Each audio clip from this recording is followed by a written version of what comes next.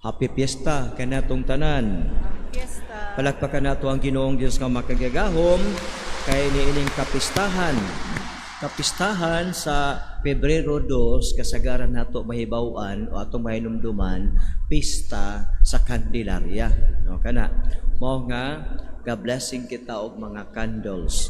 Pero sa liturhiya dili ni siya pista sa Candelaria kay kumingon ta og Candelaria ang atong naa sa tong huna-huna pista sa mahal nga birhen. Apan kini nga kapistahan, pista sa paghalad sa atong Ginoo didto sa templo. The feast of the presentation of the Lord in the temple. Niya gidala siya sa iyang inahan ug of course with Saint Joseph gidala si Jesus ngadto sa templo.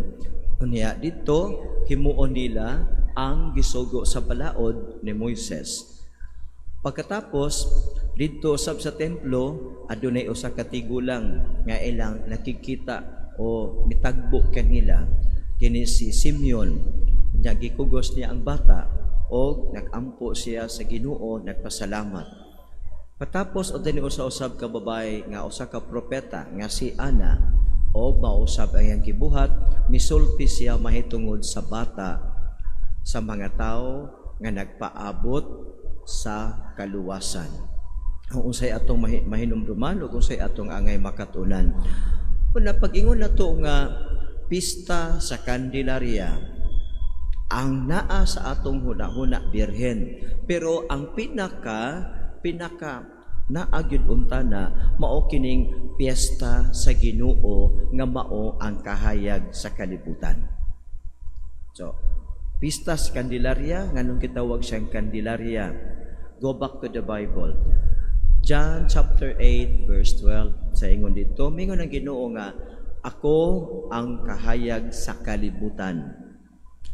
Ang magtuo kanako dili na maglakaw sa kangit-ngit kundili sa kahayag. So kanang gitawag nato nga Candelaria kay sa English ito sa Our Lady of Light, no, Our Lady of the Light. Kanang light is referring to Jesus nga gikugos sa mahal nga Birhen Maria. Ang kahayag sa kalibutan mao si Jesus. Og ang kahayag sa kalibutan gidala sa mahal nga Birhen, gipahimugso, gikugos sa iyang mga bukton aron makita sa katawhan. O sa ingon sa Ginoo sa iyang teachings, Matthew chapter 5 ninyo siya nga kamo ang kahayag sa kalibutan. Ang syudad nga nahimutang sa bungtod dili kayod matago. Umingon pa siya, walay magdagkot og suga aron lamang taguan sa gantangan, kundili ibutang gayud kini sa tungtunganan aron modanag sa tanan. So ang kahayag nga gipasabot nato dinhi sa pista sa Candelaria walay lain kundili si Jesus. So Our Lady of the Light, si Mary is the bearer of that light. So busa ang Candelaria nga atong kasagarang nahinumduman, pista sa Birhen, kani di ay siya gyud pista sa Ginoo. Nga niining adlaw gitawag nato paghalad sa Ginoo dito sa templo or the presentation of the Lord in the temple, which he commonly called the feast day of Candelaria. Kay ang true light is Jesus. Now, kung mao kini atong tan-awon nga what is the temple? Ang temple manggod mga igsuon gibuhat kini og gitugutan sa Ginoo ang pagbuhat sa templo. Og niining maong templo ang mga tao muadto didto aron mosimba. Muadto didto aron maminaw sa Ginoo. Muadto didto aron maghalad sa ilang mga halad ngadto sa Ginoo, mga halad nga mananap nga sunugon, mga halad gikan sa ilang kaumahan, mga halad gikan sa ilang tanan nga panginabuhian, ana ay porsyon jud ang Ginoo para sa Ginoo. Karon adto sila didto aron hiniosa nga magsimba. So when they enter into the temple, they come for worship. Now, Jesus enters into the temple. Unsay buti pasabot nga si Jesus, nga Dios nga nagpakatao, miadto sa templo aron pagkigtagbo encounter, pakigtagbo sa iyang katawhan didto sa templo, didto sa balay alampuanan, sa balay simbahan, didto sa balay diin maghalad ang katawhan. So kung mao kini, usa ka nindot nga pamalandungan nato, when we come into the temple, when we come into the church for worship, when we come here to offer something for the Lord, when we come here to give thanks to the Lord, take note and always bear in mind, God is waiting for us. He is waiting for us in this temple, and He welcomes us. Ani siya nakighimamat, nakighinagbo, ani siya andam maminaw kanimo sa imong silent prayer or sa imong vocal prayers. Andam maminaw kanimo sa imong awit. Andam maminaw kanimo ang Dios sa imong complain, sa imong mga pangayuon kaniya. Andam maminaw ang Dios kaysa wala ka pa muabot niining maong simbahan. Ang Dios ani anang daan aron pagtagbo, aron sa paghimamat, aron sa pagdawat kanimo, ug aron sa pagpaminaw kanimo. Sa wala ka pagani mo litok sa imong pagampo, wala ka pagani mo litok sa imong pangayoon sa Ginoo, ang Ginoo nag-andam na og grasya nga ihatag niya kanimo. So mao nindot kay nga mamalandong ta nga ang temple mao ni siya ang place of worship. They come for worship. But before they come for worship, God has prepared. He has prepared Himself to welcome, to listen, and to give you the grace nga imong kikinahanglan. Now, kung ingon niini mga kaigsuonan, kining enkwentro sa Ginoo, enkwentro or encounter sa pagkiginagbo niya. Mao nga si Simeon anaa didto, misulod siya. After nga nakasulod ang mga ginikanan ni Jesus, si Simeon usab misulod, minanduan sa Espiritu Santo, misulod siya. Unya didto gikugos niya ang bata. Kanang gikugos ang bata, once you are allowed to carry, puti pasabot nga kining naggunit sa bata nga si Mary, misalig siya kang Simeon. Iyang gipakugos. Kung di ka mo salig anang tawhan na di man mo ipakugos. Pero kung ipakugos gani nimo imong anak sa uban, misalig ka anang tawhana. Na kung ingon niini, ang atong pamalandungan mao nga ang Dios bisan sa iyang pagkaharianon, sa iyang pagkahalangdon, He allows Himself to be carried off, to be carried by a human person. First, na-carry siya si Mary. Second, maybe Joseph. The third is kini si Simeon.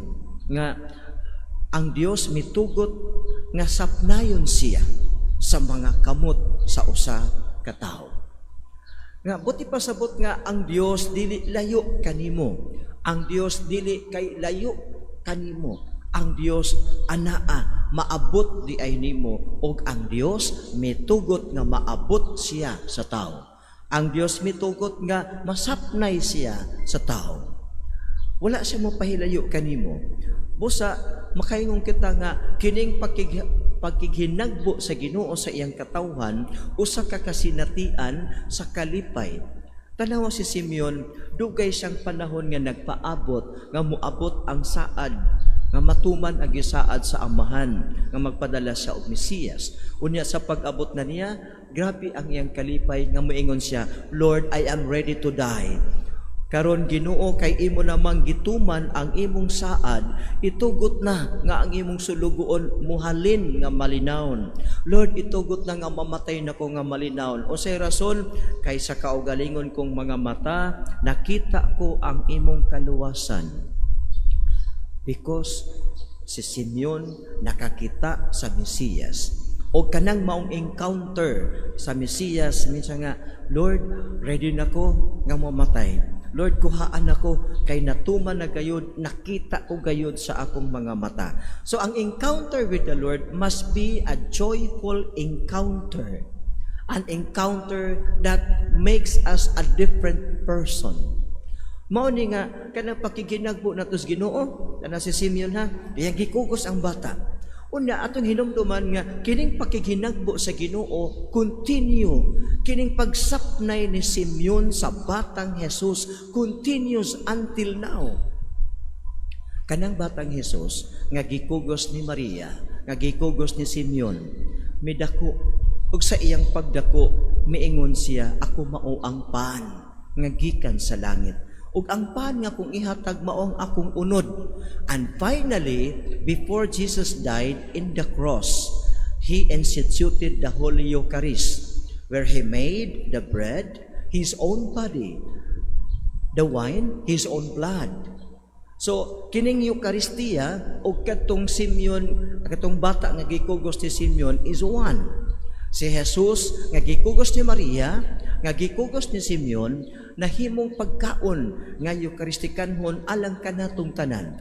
Busa ang pagsapnay ni Simeon kaniadto sa batang Jesus nagpadayon hangtod karon. Ikaw ug ako palaran kita. Nganuman nakasapnay ang atong mga palad ni anang Jesus nga gisapnay sa mahal nga Birhen Maria nga gikugos o gisapnay ni Simeon.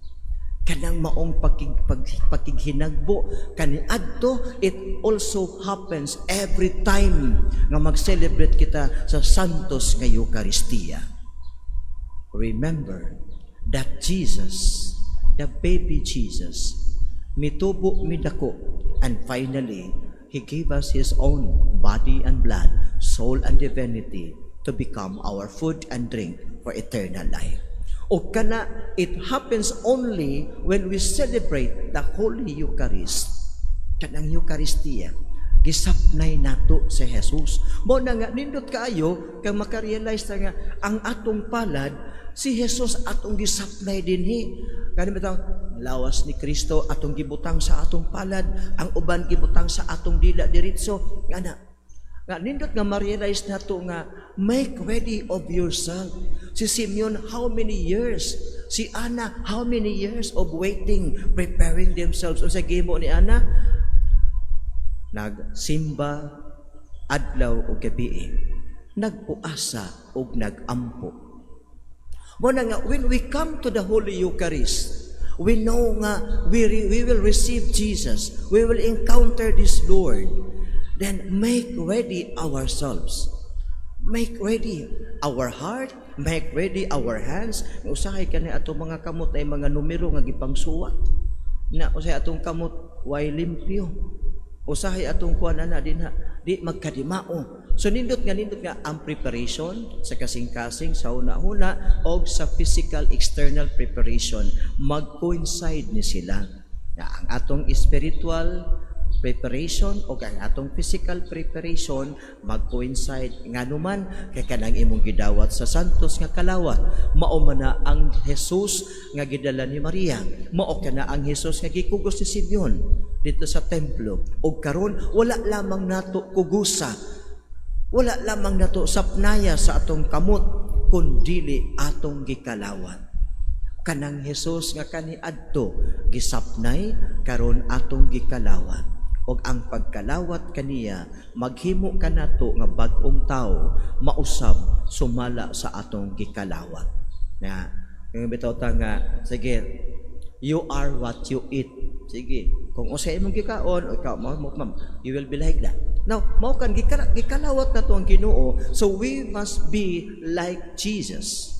Now, kung ingon niini ang Candelaria, kung atong tanawon ang Blessed Mother. Ang Blessed Mother sa image sa Candelaria, nasa i-carry nga baby Jesus.